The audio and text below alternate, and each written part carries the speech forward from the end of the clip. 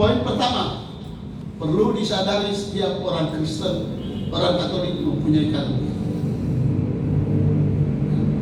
Kita semua mempunyai karunia, tapi banyak yang belum mengerti, sehingga banyak yang dunia perdukunan. Melalui pembekalan ini, kita diberikan kesadaran, oh saya mempunyai, maka kita tidak pantas untuk menyombongkan bahwa saya mempunyai karunia itu. Tapi lebih efektif lagi setelah kita mendapatkan penjelasan ini, praktekkan di dalam pelayanan. Entah melalui persekutuan doa, entah melalui pelayanan doa pribadi, entah melalui doa pribadi untuk orang lain lewat doa syafaat profetik, sehingga karunia ini hidup. Sekali lagi saya katakan, karunia ini ada. Kita sudah punya modal. Mau nggak kita kembangkan? Bagaimana cara kembangkan? Bangun relasi. Relasi ini diungkapkan lewat mana? Oh, lewat persekutuan, lewat pelayanan doa, lewat syafaat profetik, sehingga kami ini hidup, sehingga kita akan oh ya biasa. Kenapa? Sekali lagi, karena kita memiliki. Jelas? Jadi sekali lagi, karunia ini ada pada kita, tinggal kita ya efektifkan kembali. Tapi kalau Bapak dan Ibu misalnya maaf, hadirnya persekutuan doa semata-mata mau untuk memberikan kesadaran kepada kita mengalami kuasa Yesus, tapi sekaligus mengefektifkan kita dalam pelayanan untuk mengembangkan karunia-karunia karismatik. Saya kira sekian. Masih ada? Jelas ya? Terima kasih Bapak. Ada lagi? Karena ini sudah jam 12 Pak Vincent. Saya banyak pelayanan, jadi saya cuma mau tanya saja Bapak. Saya kalau melayani umat Kristen juga saudara-saudara kita yang lain. Kebetulan saya di sekolah ini dan teman-teman itu biasa meminta saya untuk melayani. Saya sudah satu pengalaman bahwa ada beberapa teman-teman saya yang sudah lama berkeluarga tapi mereka belum mempunyai keturunan. Nah, ada satu ibu yang saya melayani dia dan puji Tuhan dia langsung sudah, yang sekarang ini sudah anak kedua. Datang teman yang laki-laki minta, tetapi Tuhan belum memberikan keturunan kepada mereka. Saya pikir, aduh ini solusi apa? Saya cuma katakan, saya bukan datang sini untuk penyembuh, tidak, tetapi saya datang untuk memantapkan iman kepercayaan saya kepada Tuhan Yesus. Pertanyaan saya, ketika saya mengalami seperti ini, bagaimana yang sebenarnya saya harus memberikan jawaban? Terima kasih. Poin pertama, hampir kesadaran diri bahwa kita semua ini memiliki karunia. Efektifnya karena kita pelayanan kan. Nah, lalu kemudian ibu mendoakan orang. Terus kemudian mendoakan orang. Orang itu memperoleh anak. Ini bisa jadi ada doa iman, kebajikan teologal, tapi bisa juga karunia iman. Kalau karunia iman berarti saya mendapat pernyataan dan saya yakin orang ini punya anak. Itu karunia iman. Ya. Lalu kemudian poin kedua, orang datang, ya kita doakan bayarnya, tapi bukan berarti kita hebat, bukan berarti saya memiliki karunia itu, tapi saya tetap melayani. Nah, untuk meluruskan hal itu, pertanyaan orang bilang, ya saya hanya mendoakan, saya melayani karena ini merupakan panggilan supaya orang Kristiani mengenai urusan dapat atau tidak itu adalah Tuhan. Tapi melalui karunia ini saya tambahkan, melalui karunia ini biasanya ada penegasan lebih jelas. Tapi bersifat tidak tetap, belum tentu didengarkan hari itu, belum tentu pernyataan itu terjadi pada saat itu, tapi bisa terjadi saat lain. Misalnya contoh, ibu mendoakan, haleluya, saya dapat karunia iman. Terus kita bisikan, Tuhan sudah membuka kandunganmu, engkau akan memperoleh anak.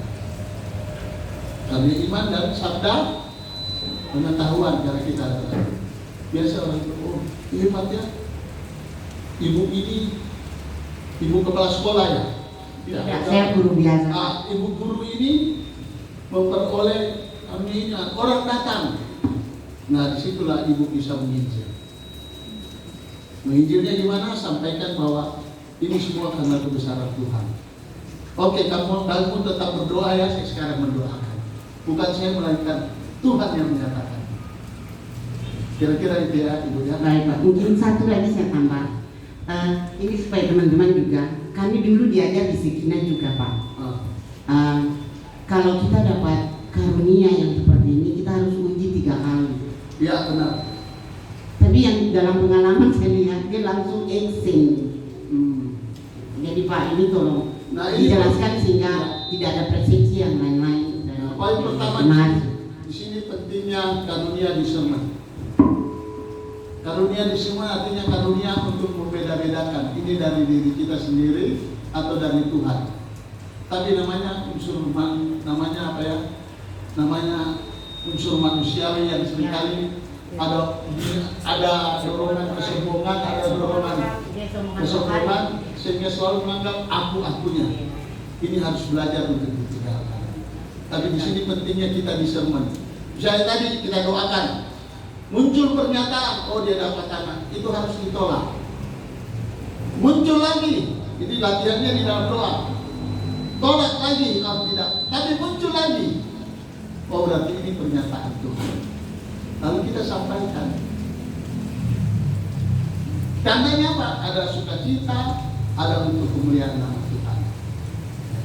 Jadi jangan diuji itu maksudnya bukan Sekina bukan mengajarkan diuji itu harus lagi nanti ya 2 kali lagi begitu, tidak, tapi di dalam doa maksudnya. Oke, jelas ibu ya. Waktu soalnya.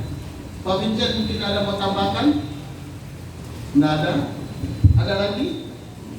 Ada penting pertanyaan. Ini pada ibu silakan. Dari pengalaman saya justru bukannya kita maksudnya ragu. Kadang-kadang banyak orang yang mendapat tapi tidak berani mengungkapkan. Pengalaman saya begitu. Jadi udah kita training ya, kita pelatihan gitu ya, saya sudah bilangin. Nanti kalau Anda mendapatkan pernyataan Tuhan, tolong jangan ragu-ragu, harus melangkah dengan iman, disampaikan. Tetap aja pada saat nanti praktek ya, kemudian setelah istirahat ya jam break, ada ibu datangin saya, Pak, tadi saya tuh dapat loh pernyataan loh, berupa gambar atau kata-kata seperti itu yang saya mau sampaikan, tapi saya takut Pak, itu takutnya dari diri saya sendiri, bener nggak dari Tuhan ya? Dia saya tahan aja, sampai dada ini mau meledak Pak, katanya. Terus tiba-tiba ada orang yang menyampaikan persis seperti apa yang mau saya sampaikan. Terus saya bilang sama ibu itu, Bu, kan sudah dibilang, jangan takut untuk menyampaikan, ya. Misalnya salah, dalam hati saya salah itu pengertiannya dari diri kita sendiri, boleh nggak? Boleh nggak? Boleh. Sepanjang tidak bertentangan dengan kitab suci, ya. Sepanjang tidak bertentangan dengan kitab suci, dan ingat nubuat itu di 1 Korintus 14 ayat 2 dikatakan ya, nubuat itu untuk 3, membangun, menghibur, ya, dan menguatkan. Jadi sepanjang untuk itu nggak apa-apa sampaikan. Andai kata itu dari diri kita sendiri, paling-paling nubuat semu, yaitu tidak mempunyai efek apa-apa. Tapi kita sudah melangkah dengan iman. Ini yang penting juga, karena kebanyakan orang kadang-kadang dapat pernyataan tapi dia nggak mau menyampaikan, takut salah. Jadi akibatnya apa? Diam semua. Gitu yang terjadi. Ya, ini kebalikan daripada ibu yang tadi diuji dulu, itu boleh saja diuji dulu. Tapi justru kebanyakan yang terjadi adalah orang apalagi awal-awal tidak berani mengungkapkan, takut salah. Kayak bilang tidak apa-apa, namanya kita belajar. Mana ada sih orang yang belajar berenang langsung nyebur kolam renang langsung bisa berenang, ya kan? Kadang-kadang harus kelelep dulu dikit gitu, karena tambahannya gitu aja. Sama dengan pertanyaan yang kedua tadi, cukup saya doakan, ya? Nggak cukup, harus diungkapkan. Oke? Uang sakit di perut saya, kadang kepala sakit, kadang perut sakit, Nanti saya masuk di depan pintu mereka, mereka bilang mereka ada sakit perut, sakit kepala, begitu terus. Itu karunia. Ya. Karena relasi kita yang akrab dengan Tuhan, hubungan kita baik. Untuk efektifnya kita berdoa lebih tajam. Ibu doa di rumah, Tuhan saat ini kenapa saya dapat ini. Bisa jadi penghalang. Ada faktor psikologis, faktor kejiwaan, ketakutan. Tapi saya keluar dari rumah baik-baik, tapi saya sampai di sini saya tidak begini Sakit. Naik. Nah, tapi lebih jelasnya lagi kalau karunia, di saat kita mendoakan di situ, lalu ada pernyataan berupa itu, itulah yang disebut karunia. Karunia, saat itu karunia sabda pengetahuan, di mana kita langsung ketahui bahwa lagi ini sakit.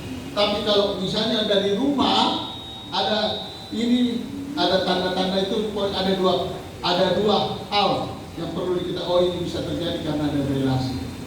Jadi saya sudah ketahui sabda pengetahuan, tapi belum pasti. Nah, lalu kemudian yang kedua, oh bisa jadi faktor psikologis. Abaikan hal itu, yang penting saya mau melayani. Di sana misalnya dia ada, oh ini penentuan buat saya, dan saya mendoakan. Begitu saya mendoakan lagi, ternyata ada pernyataan itu dan orang itu juga menyatakan sakit itu. Inilah yang disebut sabda pengetahuan. Lebih jelas, ya. Yang penting motivasi pertama.